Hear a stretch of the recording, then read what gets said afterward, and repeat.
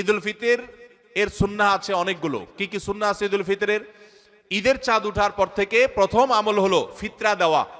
পরিবারের সবার তরফ থেকে গরিব অভাবী লোকদের কাছে, আপনার পরিবারে 5 জন হলে 5 জনের পক্ষ থেকে ফিতরা আপনি খাবার পৌঁছে দিবেন গরিবের বাসায়। এটা হলো প্রথম আমল। দ্বিতীয় হলো ঈদের চাঁদ দেখা গেছে, তাকবীর শুরু করবেন, আল্লাহু আকবার, আল্লাহু আকবার, লা ইলাহা ইল্লাল্লাহু, আল্লাহু আকবার, আল্লাহু আকবার ওয়ালিল্লাহিল হামদ।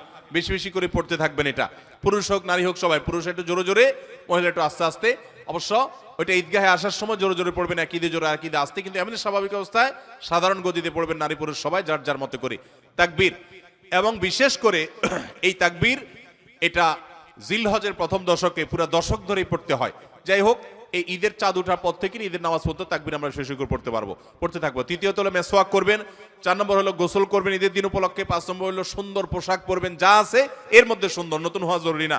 6 নম্বর হলো সুগন্ধি ব্যবহার করবেন। 7 নম্বর হলো আপনার খেজুর খেয়ে তারপরে ঈদগাহে আসবেন, খেজুর খেয়ে মিষ্টি মুখ করে ঈদ উল ফিতরে ঈদগাহে আসবেন। এরপরের সুন্নাত হলো যে রাস্তায় ঈদগাহে যাবেন আরেক রাস্তায় ঈদগাহ থেকে ফেরত যাবেন। এগুলো হলো ঈদের সুন্নাহ।